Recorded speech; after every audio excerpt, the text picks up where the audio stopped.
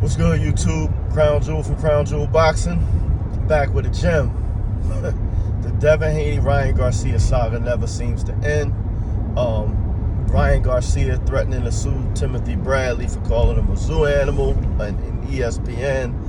Devin Haney suing Ryan Garcia for mental issues related to their last fight in which Ryan popped 30. I'm gonna just say Devin Haney should probably stay off social media, and I've said this a few times. I can't stress it enough. He just keeps setting himself up to be humiliated on social media, and again, I actually feel bad for him in this. He talked about how basically he's gonna serve Ryan's 1-year suspension with him. He's happy Ryan suspended for a year, but he's going to take the year off as well, which I think is a good idea physically. But I just to say I'm glad he's suspended and I'm taking the year off too. Then he says, after the year's up, they can have a rematch on an even playing field, Mayweather style or Olympic style, drug testing only. Cool. He then, goes on to tweet. Him and Ryan are tweeting back and forth, and Devin kind of halfway friendly says Haney Ryan 2 is the biggest fight in boxing. And he just threw Ryan the oop to dunk on him or the knife to cut his head off with, because then Ryan says this guy's goofy. The biggest fight in boxing is a rematch between me and Tank. And just doesn't accept the olive branch, and like I said, leaves Devin hanging. Devin goes on to say Ryan's two biggest opponents are cocaine and Casamigos, which I guess his feelings were hurt, so he had to respond in some type of way. But I would just say it'd be a good idea for him to just stay off social media. Ryan as well, as he has an impending lawsuit to deal with from Devin. It wouldn't be in his best interest to continue to talk either. But I just don't understand, what's going on between those two. Devin decides he's not going to fight his mandatory. He's going to let his belt go. He don't care about belts now. He's already had belts. He doesn't care about weight classes, although he complained, tirelessly about Ryan being too heavy in his last fight. He now says he's not fighting in weight classes. He's going to fight wherever he wants. Unfortunately, for him, I don't think he has the star power to actually pull that off, because I don't know who he's actually going to tell this is the weight we're fighting at, and unless he's going to be picking low-hanging fruit and fighting down, because all the top guys are actually more marketable than him already, and will be even more. The gap will be even wider after he takes a year off after coming off a devastating loss to Ryan Garcia. So again, I encourage all these young guys to get media training. Somebody should be in this young man's ear, and I think understandably so, his emotions are running wild right now, and I think he should stay off social media because of that.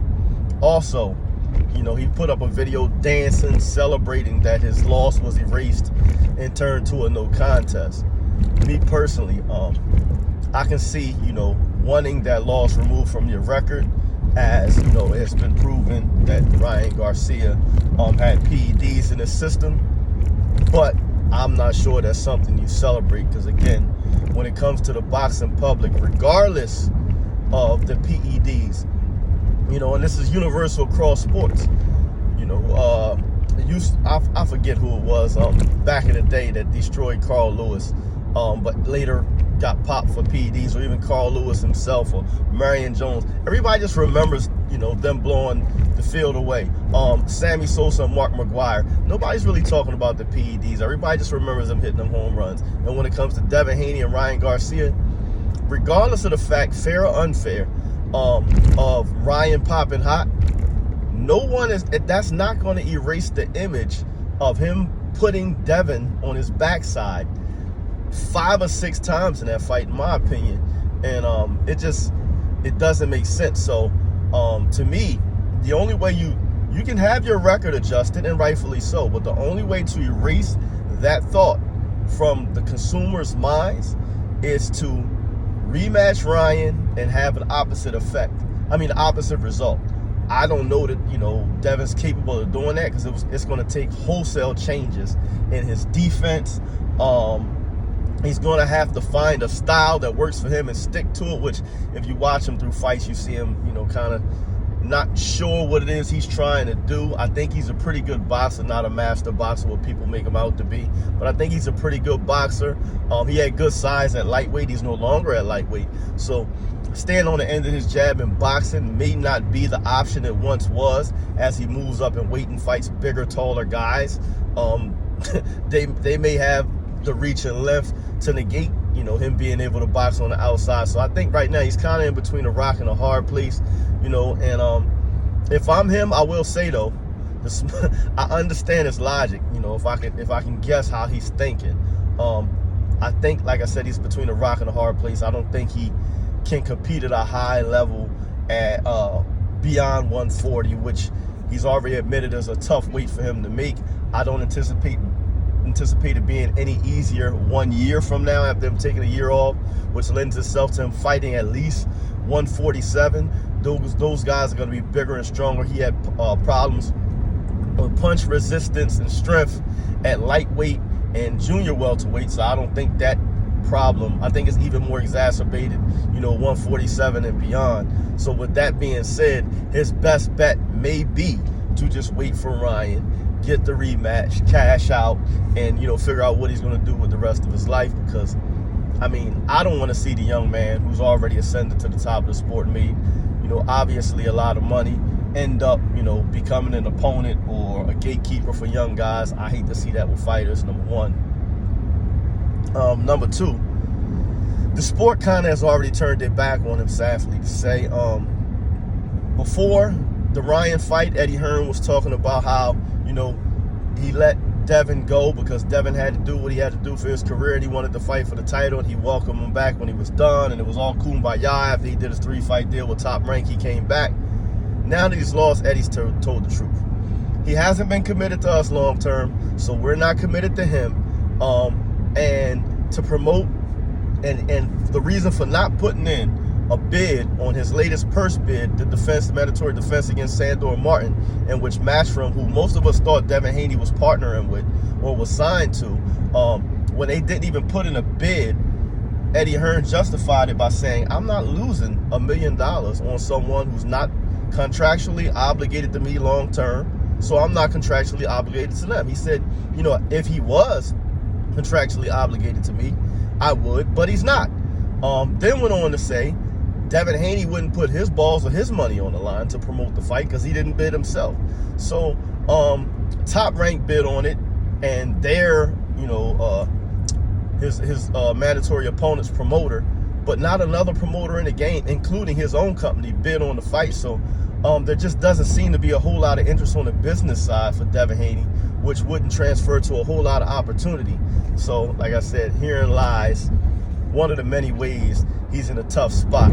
I think he's not strong enough to deal with the guys his size as he ascends to fight in a higher division, and the money is just not there, as promoters, I hate to say it, just don't seem to believe in him, because nobody's willing to put money up for him to resume his career.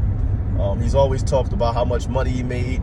I'm glad for that, because he may be on the downside even at age 25 of his boxing career with regards to making those high-level paydays. I think what you've heard from a lot of people, he was overpaid, early on. I did another video on that. He got with Eddie Hearn at a time where Eddie Hearn didn't really have his finger on the pulse of American boxing, didn't really know much about the climate, didn't really know much about the profit margin on fighters, and I think kind of overly invested in Devin Haney, which resulted in him being overpaid. Also, I think him being linked to Floyd Mayweather and the Mayweathers at a time when Mayweather was at the pinnacle of the sport did not help.